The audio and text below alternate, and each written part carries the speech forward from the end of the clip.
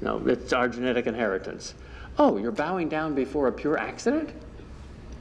Because a bunch of atoms happened to bump into each other in a blind, dumb way 1 billion years ago, this way rather than that way, you have to follow that all the time? That's silly. That's just the way I happen to feel. Oh, your feelings are infallible. Your feelings are never wrong?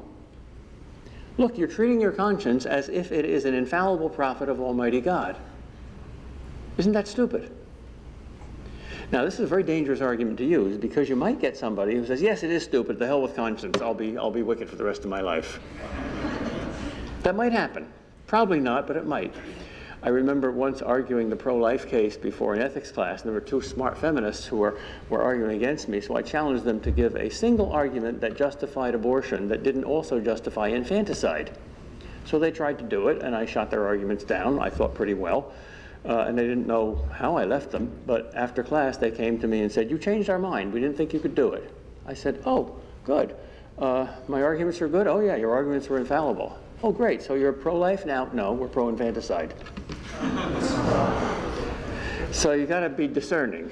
You gotta know whether you're dealing with reasonable people or fanatics. But if conscience is not a prophet of God, then bend, staple, and mutilate it. Fool around with it. Don't bow down before it. But then you're not a good person. Dostoyevsky, in that great novel, The Brothers Karamazov, has a couple of his characters agonize over this principle. If God does not exist, then everything is permissible. Because if there's no God, why not? If there's just us and we make up the rules, why not? If morality is like baseball and you want to play 8 innings instead of 9, why not? Who says? There's no God to answer that question? Well, you're in the place of God then. Your will is supreme. Nobody admires that, except maybe a Nazi or a Yankee fan. Sorry. I had to get that one in.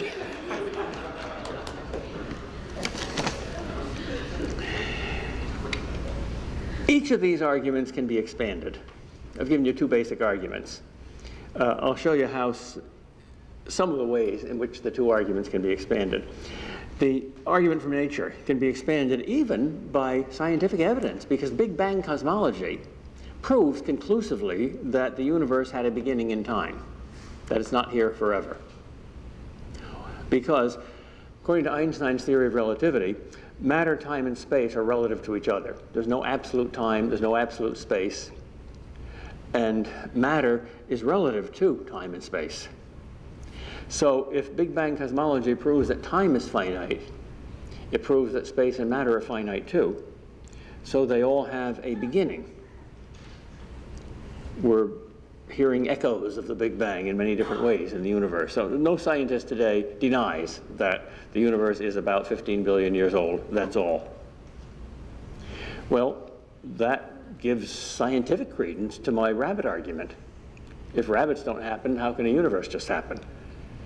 And the atheists among the scientists say, well, the universes do just happen. Nothing in the universe ever just happens, but the whole universe just happens.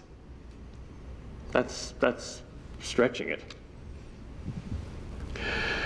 Another way of expanding the argument from nature is to look at Aquinas' 5 proofs. He distinguishes different kinds of causal relationships and argues that there must be a first cause in every kind of causality: cause of motion, cause of existence, cause of order, a cause of perfection.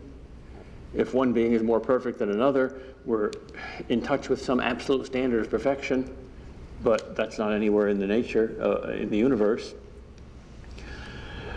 And I think for concrete people who don't like abstract arguments, there are some very concrete arguments from nature in the form of miracles. If I were an atheist, I'd be very worried about miracles, because a miracle is something that nature can't produce. It's like a meteor. It comes from outer space. It's not an indigenous rock of the earth. So if I were an atheist, I'd I'd charter a plane to go to Italy every January when the blood of St. Januarius miraculously liquefies. And I'd look at that and try to explain it scientifically. And if I were an atheist, I'd go to Mexico City and persuade somebody to give me a little piece of that tilma of Juan Diego, which is miraculously preserved down through the century, and I do more elaborate scientific tests on the miracle of the bishop that you see in her eye, and I'd expose that as a fraud. Hey, nobody does it. There are miracles. I'd look at the evidence for the resurrection of Christ, which is the most important miracle. There was a famous atheist who did that. His name was Frank Morrison. 1928, he wrote a book called Who Moved the Stone? It was a result of years of historical investigation. He was a materialist, a skeptic, and an atheist, and a historian, and he tried to refute Christianity by focusing on the resurrection of Christ, which is the most important Christian miracle, and he tried to disprove it.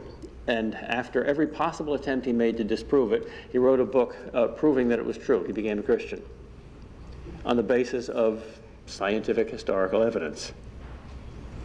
The history of the church, like the history of Israel, is a miracle. There are two standing miracles in the world. By all known sociological laws, the Catholic Church and Israel should have both disappeared. One pope is reputed to have said, I think this was the one that Napoleon captured. Napoleon said, "We will destroy you." The Pope says, "If we haven't destroyed ourselves for 2,000 years, you won't be able to do it." That an organization run by such fallible people, and often such corrupt people, not only maintains its purity of teaching, but maintains its existence and keeps getting converts, that's a miracle. And the saints are empirical evidence. They're data. How do you explain the saints? How do you explain, if I were an atheist, I'd worry about Mother Teresa's missionaries of charity.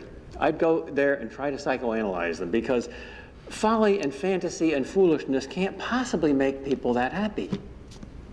And they're the happiest people in the world. So does the happiness of your heart and the wisdom of your head contradict each other? So that the only way to be deeply happy is to embrace the world's greatest superstition? How could that be? There's all sorts of data there. I think saints are the most effective apologetic arguments in the world. The hard-nosed Romans weren't converted by Christian theologians who explained the Trinity to them. They were converted by saints. We never saw people like that before.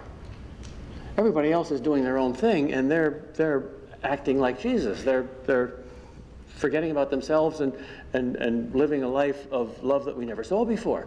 And when we kill them, they just kiss us. And they go to the lion's mouths with hymns on their lips. They're either crazy or they've got a secret that we don't have. That's very impressive. So if you want to convert the world, first of all, be a saint.